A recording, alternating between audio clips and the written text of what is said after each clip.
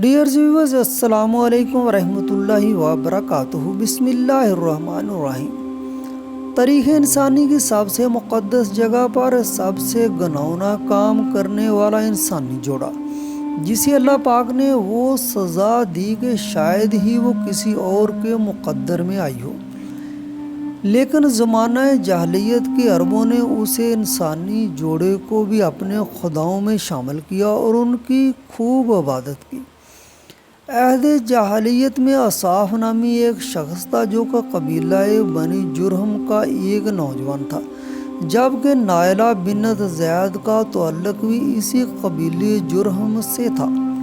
قبیلہ جرہم وہ قبیلہ ہے جو سب سے پہلے مکہ میں آ کر آباد ہونے والے قبائل میں سے ایک ہے۔ تاریخ میں مذکور ہے کہ نائلہ بنت زید ایک حسین عورت تھی جو نیم عریاں لباس پہن کر لوگوں کو اپنا دیوانہ بناتی اور پھر ان پر خوب ہنستی۔ نائلہ یہی کام دوران طواف بھی کرتی۔ کعبہ میں بھی وہ مردوں کو اپنے حسن کا شکار کرتی۔ اسے نیم عریاں حالت میں دیکھنے کے لیے اس کے ساتھ ساتھ نوجوان چلا کرتے تھے۔ ان شدائیوں میں ایک نوجوان سردار بھی تھا جس کا نام اصاف بن یالا تھا۔ اصاف چونکہ سردار بن سردار تھا اور بہت خوبصورت بھی، جس کی وجہ سے نائلہ بھی اصاف کو دل دے بیٹھی۔ ان کا یہ عشق بہت جلد غلاظت پر پہنچ گیا اور دونوں میں جسمانی تعلقات قائم ہو گئے۔ یہ دونوں محبت کے نشے میں بدکاری کیا کرتے تھے۔ یہ دونوں لوگوں سے چھپ کر کئی مدت تک زنا کرتے رہے۔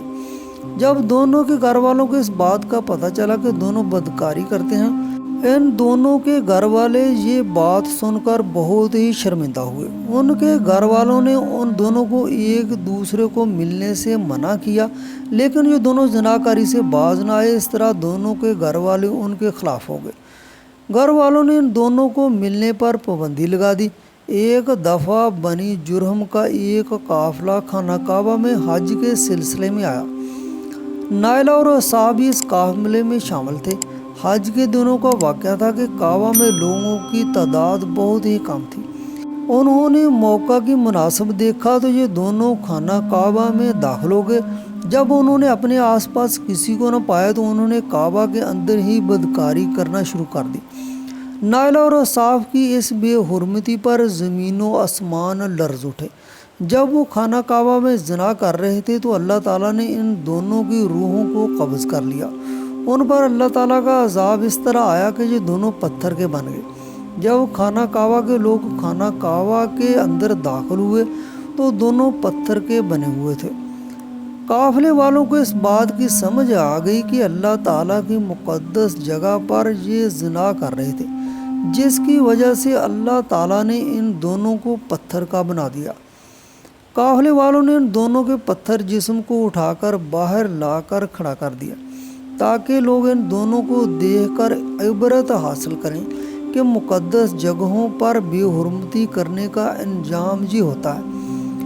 کچھ دن کے بعد مکہ کے لوگوں نے اصاف کے بت کو اٹھا کر کوہ صفا پر کھڑا کر دیا۔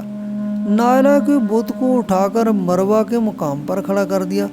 صفا اور مروہ خانہ کعبہ کے بالکل قریب وہ پہاڑیاں ہیں۔ انہیں دو پہاڑوں کے گرد بی بی ہاجرہ نے اپنے بیٹے اسماعیل علیہ السلام کے لیے پانی کی تلاش میں کافی چکر کاٹے تھے۔ اس وجہ سے ان پہاڑیوں کو بہت مقدس مانا جاتا تھا۔ جو بھی حج کرنے کے لیے وہاں جاتا وہ ان پہاڑیوں پر چڑھ کر طواف کیا کرتے تھے۔ جب نائلہ اور اصاف کے بت کو وہاں کھڑا کیا گیا تو ان کی سزا یہ مقرر کی گئی کہ جو بھی صفا اور مروہ پر طواف کرنے کے لیے جائے تو ان دونوں بتوں کو ایک ایک جوتا مار کر واپس آئے۔ کافی مدت تک جوتے والا سلسلہ جاری رہا۔ اس کے بعد لوگوں نے ان کو تھپڑ مارنا شروع کر دیا۔ اس کے بعد لوگ ان بتوں کو اصاف اور نائلہ کو ہاتھ لگانا ہی مناسب سمجھتے تھے۔ وقت گزرنے کے ساتھ ساتھ عرب کے لوگوں نے ان بتوں کو محبت کی علامت سمجھنا شروع کر دیا۔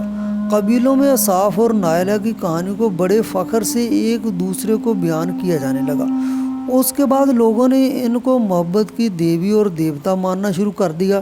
آہستہ آہستہ یہ صورتحال ہو گئی کہ اصاف اور نائلہ کے بت کو عرب والے بڑے بتوں میں شمار کیا کرتے تھے۔ اصاف اور نائلہ بت کے عرب والے اتنے پاگل ہو گئے تھے کہ وہ ان پر منتیں مانگتے تھے، ان بتوں کو سجدے اور قربانی بھی دیا کرتے تھے۔ حضرت زید بن حارث سے مروی ہے کہ جاہلیت کے زمانے میں مشرکین مکہ بیت اللہ کا طواف کیا کرتے تھے تو اصاف اور نائلہ کے اس بت کو ہاتھ لگاتے تھے۔ حضرت زید بن حارث رضی اللہ تعالیٰ عنہ فرماتے ہیں کہ میں نے حضرت محمد صلی اللہ علیہ وآلہ وسلم کے ساتھ بیت اللہ کا طواف کر رہا تھا۔ جب ہم ان بتوں کے پاس گئے تو حضرت محمد صلی اللہ علیہ وآلہ وسلم نے مجھے ان دونوں بتوں کو ہاتھ لگانے سے منع فرمایا۔ زید بن حارثہ فرماتے ہیں کہ میں نے اپنے دل میں سوچا کہ ان کو چھونے سے کیا ہوتا ہے، میں ان بتوں کو ہاتھ لگائے تو حضرت محمد صلی اللہ علیہ وآلہ وسلم نے مجھے سختی سے منع کیا اور فرمایا کہ زید بن حارث میں نے تم کو منع کیا۔ حضرت زید بن حارث فرماتے ہیں کہ اللہ کی قسم اس کے بعد میں نے کبھی بھی کسی بت کو چھوا نہیں۔ 10 ہجری میں جب حضرت محمد صلی اللہ علیہ وآلہ وسلم نے مکہ کو فتح کیا اور رسول اللہ صلی اللہ علیہ وآلہ وسلم حرم میں پہنچے تو آپ صلی اللہ علیہ وآلہ وسلم اور حضرت علی شیر خدا نے تمام بتوں کو ریزہ ریزہ کر دیا۔ آپ صلی اللہ علیہ وآلہ وسلم بتوں کو ریزہ ریزہ کرتے جاتے اور فرماتے جاتے تھے کہ حق آ گیا اور باطل ختم ہو گیا، حق آ گیا اور باطل ختم ہو گیا، بے شک باطل نے ایک دن ختم ہی ہو جانا تھا۔ اس طرح حضرت محمد صلی اللہ علیہ وآلہ وسلم نے خانہ کعبہ کو بتوں سے پاک کر دیا۔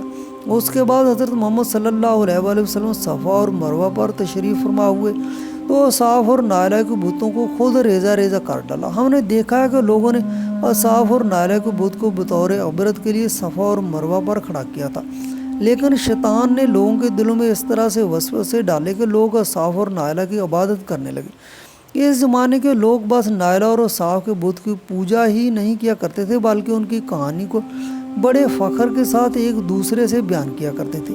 یہ بت اس لیے کھڑے کیے گئے تھے کہ لوگ ان بتوں پر لعنت بھیجتے کہ انہوں نے اللہ تعالیٰ کی مقدس جگہ پر یہ بدکاری کی، لیکن عرب کے لوگوں نے ان دونوں بتوں کو محبت کے بت کا درجہ دے دیا اور ان کی کہانیوں کو بڑے فخر کے ساتھ بیان کرنے لگے۔